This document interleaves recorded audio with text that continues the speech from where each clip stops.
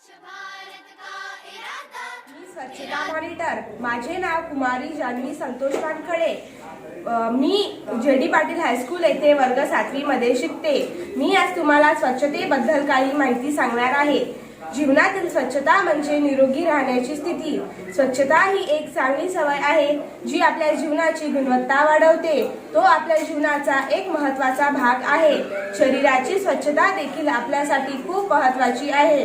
जसे की अंघोळ करणे, स्वच्छ कपडे घालणे, नखे कापणे, दात घासणे इत्यादी. यासाठी आपण रोज सकाळी उठल्याबरोबर दात स्वच्छ केले पाहिजेत. चेहरा, हात पाय धुतले पाहिजेत आणि यासोबतच दैनंदिन विधी वेळेवर पूर्ण कराव्यात. निरोगी राहणे आणि शांततेने जीवन जगणे हा एक चांगला गुण आहे. यासाठी आपल्या घरातील वडीलधाऱ्यांनी, पालकांनी व मुलांनी ही सवय आपल्या मुलांमध्ये रुजवली पाहिजे, जेणेकरून स्वच्छतेचे महत्त्व कळेल आणि आपला महाराष्ट्र स्वच्छ आणि सुंदर दिसेल. धन्यवाद.